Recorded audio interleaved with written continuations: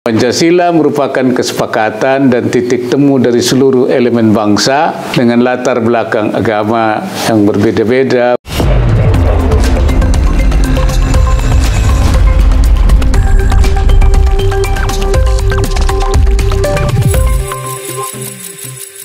Assalamualaikum warahmatullahi wabarakatuh. Negara kita berdasarkan Pancasila, Undang-Undang Dasar 45, dan Pancasila merupakan kesepakatan dan titik temu dari seluruh elemen bangsa dengan latar belakang agama yang berbeda-beda, budaya, bahasa yang majmuk, yang melalui Pancasila para pendiri bangsa ini telah mewariskan kehidupan sosial bangsa yang rukun, toleran, dan damai. Namun demikian, sebagai bangsa yang majmuk, Indonesia berpotensi menghadapi ancaman perpecahan apabila kesepakatan nasional itu tidak dijaga dan dikawal dengan baik dan konsisten. Salah satu yang sangat penting yang harus kita jaga adalah kerukunan antar umat beragama. Karena kerukunan antar umat beragama merupakan unsur utama dalam kerukunan nasional. Dalam dinamika berbangsa dan bernegara, kadang-kadang ekspresi keberagaman itu di era demokrasi ini dapat memunculkan ketegangan atau konflik antar umat beragama atau bahkan internal umat beragama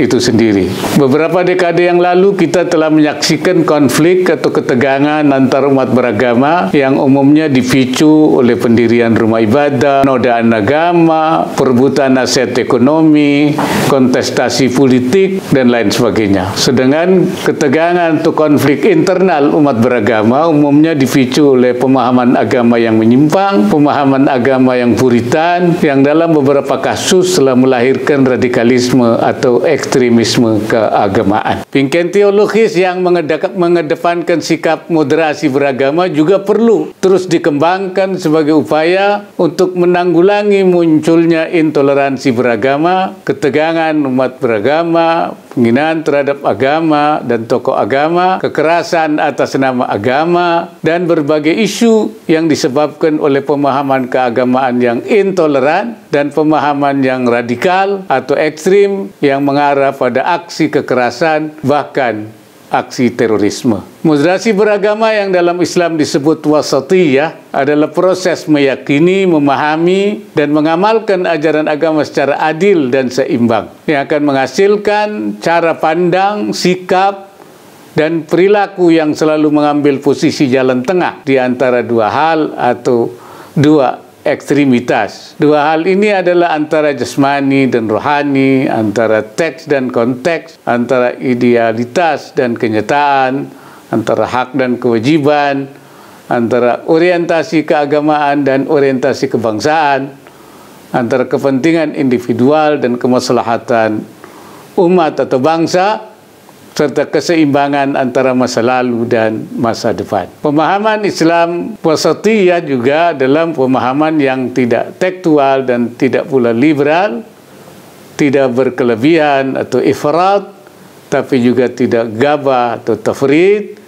dan tidak pula memperberat tasyaddud, tidak juga mempermudah tasahul. Pemahaman secara tekstual yang hanya memahami teks-teks Al-Quran dan hadis tanpa penafsiran juga dapat menghasilkan pemahaman yang statis, karena pemahaman seperti ini tanpa disertai dengan maksud-maksud utama yang terdapat dalam sebuah teks, bahkan pemahaman pada teks-teks tertentu secara literal, itu juga bisa menyesatkan seperti ayat-ayat yang terkait dengan jihad. Melalui pemahaman moderat tersebut, umat Islam bisa menerima NKRI sebagai konsensus nasional, al-mitsaqul watani, yaitu negara kesepakatan atau negara konsensus darul mitsaq yang dibangun dan disepakati oleh founding fathers, di mana sebagian dari mereka juga adalah ulama dan tokoh agama. Secara empiris,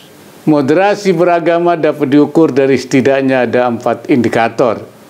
Pertama, toleransi adalah sikap dan perilaku seorang yang menerima, menghargai keberadaan orang lain dan tidak mengganggu mereka, termasuk hak untuk berkeyakinan dan mengekspresikan keyakinan agama mereka, meskipun keyakinan mereka berbeda dengan keyakinan dirinya. Yang kedua, anti kekerasan. Moderasi beragama tidak membenarkan tindak kekerasan, termasuk penggunaan cara-cara kekerasan atas nama agama untuk melakukan perubahan, baik kekerasan verbal maupun kekerasan fisik. Yang ketiga, komitmen kebangsaan, terutama berbentuk pada penerimaan Pancasila sebagai ideologi negara, Undang-Undang Dasar 1945 sebagai konstitusi, dan NKRI sebagai pilihan bentuk negara Indonesia yang sudah final. Dan yang keempatnya, pemahaman dan perilaku beragama yang akomodatif terhadap budaya lokal atau konteks Indonesia yang multikultural